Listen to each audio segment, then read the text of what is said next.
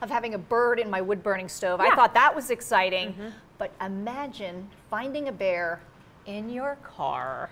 No. I would die. Check it out. Mary Beth McClanahan, who lives near Green Hill Park in Salem, woke up. It's kind of hard to see, but if you look through the window there, it's a bear inside her car. Apparently the bear clawed at the handle, and she just found him sitting there yesterday morning. She had to call the cops to get the bear out. They opened the door, and the bear just walked out safely. What a few scary moments. Could you imagine seeing that? I don't, like, I would be like partially impressed. Like, wow. Okay. This bear is pretty smart. Yeah. Like, I wonder what was in the car that had the bear interested. Why was it so interesting? I know. And you can obviously smell through. Yes. Smell through. Maybe he just really needed to get to somewhere, you know? But then when he gets in, he realizes it's a stick shift, and he's like, I never learned this, you know? So, darn. Okay, here's a question for you.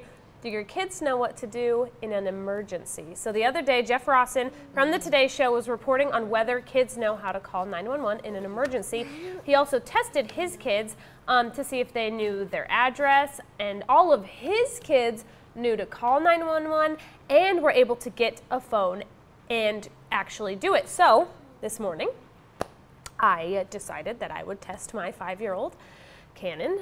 Part of me wishes that I would have recorded the moment, but another part of me is glad that I don't have proof because it did not go as planned. So I asked Cannon, do you know what you would do in an emergency? And he responded saying that he's like, I would wait outside for you. And I was like, but then I remembered, you know, back when Tiffany Bradbury was on, we were talking about fire escape plans. So we set our fire escape plan. So I guess points for that one. But then, so I changed the question a little bit and I said, well, what would you do if mommy was hurt and lying on the ground? And he said, I wouldn't touch her. And I said, okay.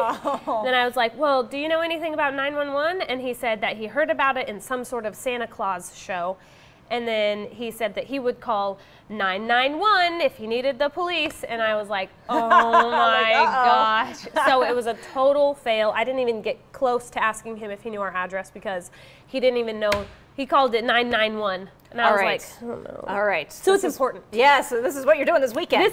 These are my plans for this weekend. Teach him how to call 911, when to call it. Teach him our address. Do your girls, you need to ask him. Yes, we have gone over this. Okay. And I have done this before because I heard a similar story. In fact, I think I was talking to Tiffany because she's adamant about, you know, your kids need to know how to not only text on the phone, but actually make a phone call because that's something different. You know, I see Lydia all the time. She's doing all sorts of fancy texts. I'm like, wow, that's pretty impressive.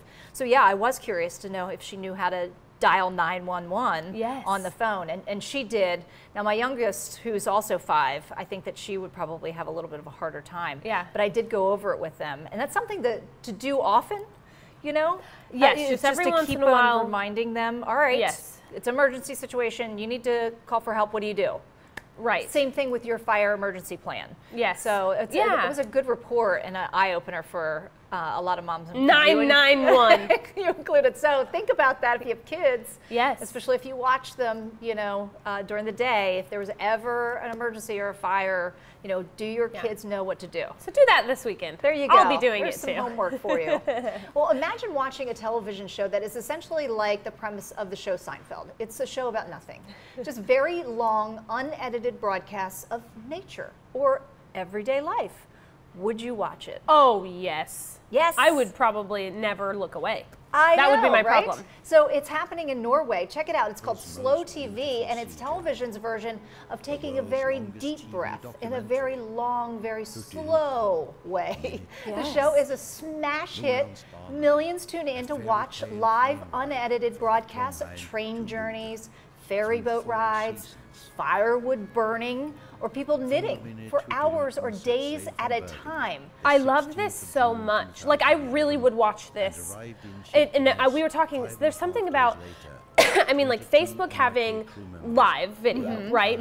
You can just tune in and just watch what's happening. Whatever's happening. Like, and this isn't live, but just the fact that it's unedited, you want to see it. Even if it weren't as beautiful as it obviously is, I feel like I would still tune in, just like I did when we were talking about this earlier, Shia LaBeouf, and his new like art piece was just live, him watching himself, like watching him on the movie. So like it was a camera facing him while he was watching his movies in reverse order.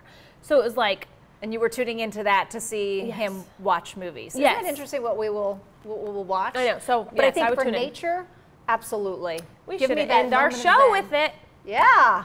Maybe Let's it'll do be it. a new thing. All right. All right. Well, if it is music rather than staring at hours of unedited pictures of nature that brings you in, head to the Harvester Performance Center in Rocky Mount. The Harvester continues to earn major awards from statewide and regional publications. In fact, for the third consecutive year, readers of Virginia Living magazine have named the Harvester Southwest Virginia's best music venue, and Roanoke magazine readers agreed, giving the Harvester its Gold Award for Best Live Music Hotspot. The venue hosts over 175 shows every year and has been host to music legends like the late Merle Haggard, to Bare Naked Ladies, other acts coming up this year, Emmylou Harris, the Charlie Daniels Band, Graham Nash, and many more. This Friday, you can check out Carl Palmer's ELP Legacy. Saturday, it's Levi Lowry and Chris Christopherson. And Sunday, it's Reckless Kelly with Blue Water Highway. So you can get all the details and tickets at harvester-music.com.